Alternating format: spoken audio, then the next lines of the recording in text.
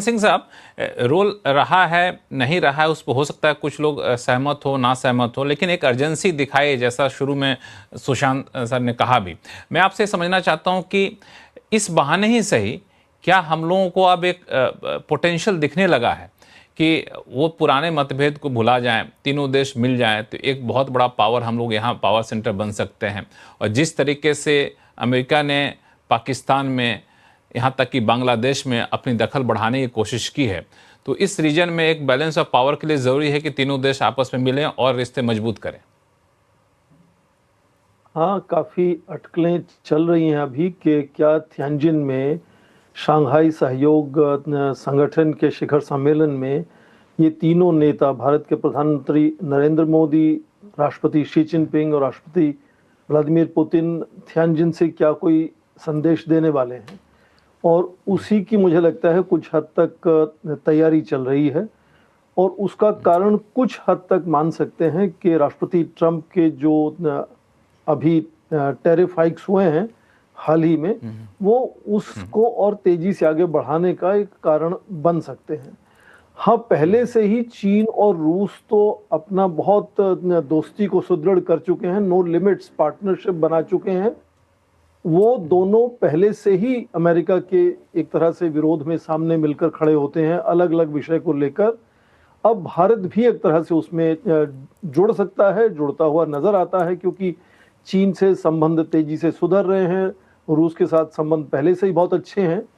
पहले भी आपने जो ये त्रिकोणीय सामरिक समीकरण की बात की, रूस, भारत और चीन की, वो प्रेमाकोव उसके एक तरह से उसके पीछे सोच उनकी थी, जो रूस के 1998 और 99 में वहाँ के प्रधानमंत्री थे। तो उस वक्त भी अमेरिका का जो एक छत्र एक तरह से दबदबा था विश्व में, उसी का विकल्प ढूंढने में उन्होंने ये एक तरह से दृष्टिकोण सामने रखा था।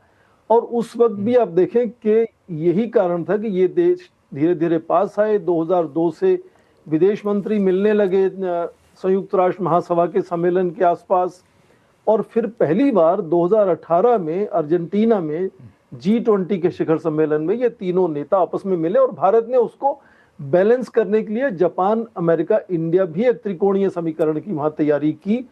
फिर अगले साल 2019 में जून में दो बार ये तीनों नेता एक के बाद एक, जून 14 को और जून 28 को 2019 में पहले आप देखें कि वो बिश्केक में मिले शंघाई सहयोग संगठन के शिखर सम्मेलन में, फिर ओसाका के G20। तो उस वक्त ये लगा कि ये त्रिकोणीय समीकरण बड़ी तेजी से आगे आ रहा है। पर उसके बाद देखें आप, जो खटास भारत और चीन के रिश्तों में आई, पेंडेमिक आया, उसके चलते ये सारा ठंडे बक्से में चला गया।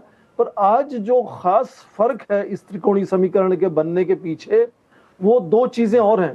अमेरिका की जो चुनौती है वो तो है ही, उसके साथ साथ हाल ही में पिछले 2 या 3 वर्षों में आपने देखा कि चीन और भारत जिस तरह से रूस से ऊर्जा का आयात करना शुरू किया है, 1 या 2% से बढ़कर 40% तक चला गया। अब 36% भारत का कुल जो ऑयल का तेल का आयात है वो रूस से है। और इसके साथ साथ दूसरा ये पूरा ग्लोबल साउथ का जो लिंक बना है, ये तीनों देश मिलकर ग्लोबल साउथ की आवाज को बड़े मंचों तक ले जाना चाहते हैं। हालांकि आपस में उनका फर्क है सोच में, तरीकों में, पर ये दो और नए एक तरह से स्टिमुलाई या कारण उसमें जुड़ जाते हैं, जो इनको तीनों को आपस में और अच्छे से मिलकर अंतर्राष्ट्रीय स्तर पर जो चुनौतियां हैं उससे सुलझने की एक तरह से कोशिश में शामिल करने की और एक तरह से धकेलते हैं। और जैसा मैंने कहा कि थियानजिन में ये तीनों नेता जब मिलेंगे तो शायद उससे इस विषय को लेकर कि क्या ये सामरिक दृष्टिकोण, इनका जो समीकरण है वो जोर पकड़ रहा है या क्या करना चाहता है, मुझे लगता है कि वो थियानजिन से उसका संदेश मिलेगा। बिल्कुल, वहां से संदेश मिलेगा। संदेश शांत साहब ने कि चीन के साथ हमें थोड़े से रिश्ते सुधारने के लिए अपनी तरफ से भी कदम उठाने पड़ेंगे, और जो विरासत में जो विवाद चले आ रहे हैं, उस विरासत के विवाद को खुले दिल से हमें दूर करना होगा। प्रोफेसर स्वर्ण सिंह साहब, ये कितना फिजिबल दिख रहा है आपको? बिल्कुल फिजिबल दिख रहा है, खासकर पिछले 8 महीनों से आप देखें कि चाहे वो भाषा हो, तौर तरीके हों, बिल्कुल बदलाव आया है। कजान में पहले मीटिंग हुई है प्रधानमंत्री मोदी की और राष्ट्रपति शी जिनपिंग की, और उसके बाद क्योंकि शंघाई सहयोग संगठन का इस बार मेजबान चीन है, तो आपने देखा कि पहले राष्ट्रीय सुरक्षा सलाहकार और रक्षा मंत्री जून में वहां गए, और जुलाई में विदेश मंत्री वहां गए, और अब वांग यी आए हुए थे वहां चीन के विदेश मंत्री भारत में, ताकि वो तैयारी कर सकें पूरी तरह से कि किस तरह से प्रधानमंत्री मोदी शामिल होंगे शिखर सम्मेलन में इस महीने के अंत तक।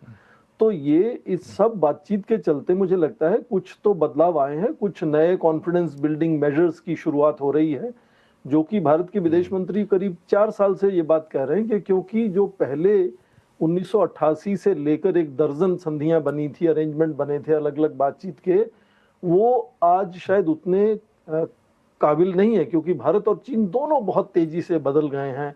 आज भारत को हम चौथी सबसे बड़ी आर्थिक व्यवस्था कहते हैं, चीन दूसरी सबसे बड़ी आर्थिक व्यवस्था है, जिसका मतलब है कि फ्रंटियर एरियाज में इंफ्रास्ट्रक्चर बदल गया है। जो फौजी हैं वो तेजी से आगे पीछे जा सकते हैं, साजो सामान को तेजी से आगे पीछे ले जा सकते हैं, तो उससे ज्यादा जिनको हम इंग्रेशंस कहते हैं या कंफ्यूजन कहते हैं वो अक्सर हो जाता है। इसलिए आप देखें पिछले 8 महीनों से लगातार बदलाव आता हुआ नजर आया, यहाँ तक कि आप देखें कि पिछले 2 सालों से थोड़ा व्यापार में भी कमजोरी आई थी, पर अभी पिछले जो अप्रैल से जुलाई का समय था, क्वार्टर था, उसमें भारत का निर्यात पहली बार 20% चीन को बढ़ा है। अब उसमें भी ट्रम्प ये के सब टैरिफ काफी जोड़ कुछ सकते संकेत यहाँ पर दे रहे हैं। प्रोफेसर स्वर्ण सिंह साहब, रशिया के साथ क्या हम कुछ नया कर सकते हैं, क्या कुछ हटकर कर सकते हैं? देखिए, पहले ही पिछले 3 साल में कितना नया हुआ है ये अपने आप में एक परेशानी का कारण बना हुआ है। ट्रम्प की जो नाराजगी है वो इसी बात को लेकर है कि हमने अचानक पहले 8 या 9 बिलियन डॉलर हमारा ट्रेड व्यापार में रहता था आपस में, वो बढ़कर 67 बिलियन डॉलर तक पहुंच गया है। तो अपने आप में पूरा बदलाव आया है। दूसरा बदलाव जो खास आया है वो भारत ने अपना जो रक्षा उपकरणों का आयात है उसको डाइवर्सिफाई किया है। एक जमाने में रूस से आने वाले उपकरण करीब करीब 65 और 70% वार्षिक आयात का हिस्सा होते थे, जो अब घटकर 35 या 40% के आसपास आ चुका है। वजह साफ है कि अब हम फ्रांस से, इजराइल से, दूसरे देशों से, अमेरिका से भी इस तरह के उपकरणों का आयात करते हैं। तो बदलाव तो आया है, पर अब देखें कि आज रूस के राष्ट्रपति के लिए भारत और चीन को अपने साथ रखना बड़ा जरूरी है। उसी से उनकी अंतर्राष्ट्रीय साख जो है वो बनती है, और ये बात राष्ट्रपति ट्रंप अच्छे से जानते हैं। और इसीलिए राष्ट्रपति ट्रंप की जो मैक्सिमम प्रेशर स्ट्रेटजी है, वो चाहे रूस को हो, चाहे वो चीन पर हो, चाहे वो ब्राजील, सभी कनाडा के ऊपर हो, सबके ऊपर एक ही तरीके से वो अपनी रणनीति चलाते हैं। पर ये नहीं कि सब देश उनकी बात मान लेते हैं। मैं सरीन साहब से थोड़ा अलग होकर कहूंगा कि आप देखें कि पहले चुनाव में आपको याद होगा राष्ट्रपति ट्रंप कहते थे कि मेक्सिको के साथ एक मैं दीवार बनवाऊंगा और उसका खर्चा जो है उसका खर्चा मेक्सिको देगा। आज तक तो वो दीवार बनी नहीं है। अपनी इनॉग्रेशन में इस बार उन्होंने 2 बार उन्होंने फोन किया, राष्ट्रपति शी जिनपिंग को बुलाया कि आप आ जाए, मैं निमंत्रण करता हूं आपको, इनॉग्रेशन पे आए। वो तो नहीं आए। ठीक उसी तरह से भारत ने भी एक हद तक चुप्पी रखी, फिर बाद में 2 स्टेटमेंट जारी करके कह दिया कि ये तो आपकी मर्जी थी कि हम रूस से तेल मंगाएं, और ये आप ही कह रहे थे कि अंतर्राष्ट्रीय स्तर पर तेलों का जो कीमतें हैं उनमें स्थिरता रहनी चाहिए, और ये भी कह दिया कि हम किसानों के, मछुआरों के हितों को कंप्रोमाइज नहीं करेंगे। उसका उदाहरण एक पहले से ही है, रीजनल कॉम्प्रिहेंसिव इकोनॉमिक पार्टनरशिप से भारत निकल गया था इसीलिए लास्ट मिनट में कि हम कुछ हद तक जो लेबर इंटेंसिव सेक्टर्स हैं उनको नहीं खोल पाए थे।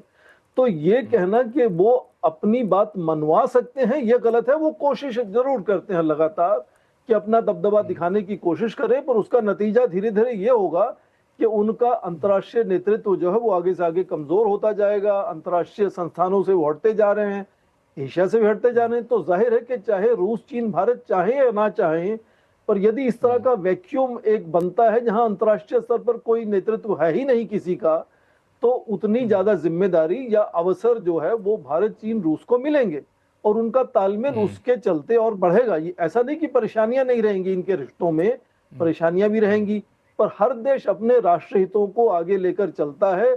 उसमें कोई किसी का ईगो अक्सर नहीं आता है। बहुत कम नेता है जिनका ईगो सामने आता है, नहीं तो ज्यादातर नेता राष्ट्र हित को आगे बढ़ाने की कोशिश करते हैं। अब देखें ट्रंप ने जिस तरह से पुतिन का स्वागत किया अलास्का में, वहां तो ट्रंप का ईगो भी आपको नजर नहीं आया।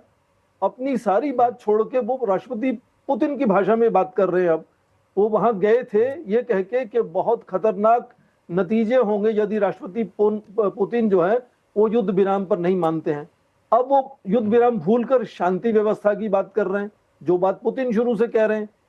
तो कभी कभी ये ध्यान देना होता है कि वो अपने तरीके से रणनीति बनाते हैं, दूसरे देश अपने तरीके से रणनीति बनाते हैं, और आपस में एक तालमेल बनता है। भारत का भी बनेगा। उम्मीद है कि प्रधानमंत्री जब जाएंगे अमेरिका अगले महीने, तो बातचीत हमारी भी होगी, कुछ आदान प्रदान होगा, हो सकता है एक संधि भी हो जाए जिसमें जैसे दूसरे राष्ट्रों के साथ ट्रंप ने किया है 15 से 20% कम हो जाए, टैरिफ वहां तक पहुंच जाए। पर उसके चलते भारत लगातार कोशिश करेगा। मल्टी अलाइनमेंट की हमारी विदेश नीति है कि जितने देशों से हमारे समीकरण बन सकते हैं, हिस्सेदारी बन सकती है, वो बिल्कुल। ये कोशिश हालांकि होगी। समीकरण बनाने में प्रोफेसर साहब, समीकरण बनाने में